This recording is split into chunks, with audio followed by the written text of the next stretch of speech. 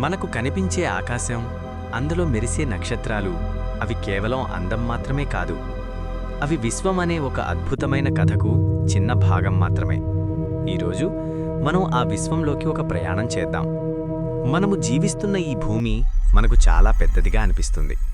పర్వతాలు, సముద్రాలు, దేశాలు ఇవి చూస్తే ఇదొక పెద్ద ప్రపంచంలా అనిపిస్తుంది. కానీ నిజమేమిటంటే భూమి సూర్యకుటుంబంలో ఉన్న 8 గ్రహాల్లో ఒకటి మాత్రమే.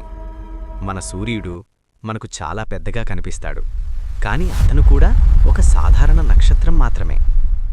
సూర్యుడి చుట్టూ తిరిగే గ్రహాలు మెర్క్యూరీ, వీనస్, భూమి, మార్స్, జూపిటర్, శని, యురేనస్, నెప్ట్యూన్. ఇది మన సౌరకుటుంబం. మన సూర్యుడు ఉన్న గెలాక్సీ పేరు మిల్కీవే. ఇందులో ఎంత నక్షత్రాలుంటాయో తెలుసా? సుమారు 100 బిలియన్ నుండి 400 బిలియన్ వరకు. అంటే మన సూర్యుడు కూడా ఈ కోట్ల నక్షత్రాల్లో ఒక చిన్న భాగం మాత్రమే. మిల్కీవే ఒకటే కాదు, ఇలాంటివి కోట్ల గెలాక్సీలున్నాయి. ప్రతి గెలాక్సీలో కోట్ల నక్షత్రాలు, వాటికి చుట్టూ తిరిగే గ్రహాలు, ఇది మొత్తం కలిపితే అది విశ్వం. విశ్వం ఎంత పెద్దదో అదింకా పూర్తిగా ఎవ్వరికీ తెలియదు.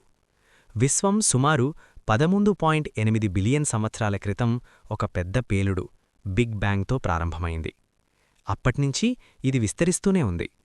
మన జీవితం కేవలం కొన్ని దశాబ్దాలు మాత్రమే. ఇంత పెద్ద విశ్వంలో మన భూమి ఒక చిన్న బిందువు మాత్రమే. ఆ భూమిలో మనం ఇంకా చిన్నవాళ్లం. కానీ ఇక్కడే ఒక గొప్ప విషయం ఉంది. ఈ విశ్వాన్ని అర్థం చేసుకునే సామర్థ్యం, ప్రశ్నలు అడిగే మనసు, సృష్టించే శక్తి అది మనిషి దగ్గరే ఉంది.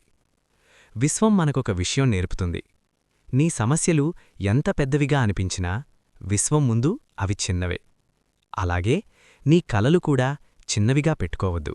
ఎందుకంటే ఈ అంతటి విశ్వంలో నీకు మాత్రమే ఉన్న ఒక ప్రత్యేకత ఉంది. విశ్వం ఎంత పెద్దదైనా నీ ఆలోచనలు, నీ కలలు అంతకంటే పెద్దవిగా ఉండాలి. ఇలాంటి amazing facts and motivational videos కోసం ఛానల్ని సబ్స్క్రైబ్ చేయండి.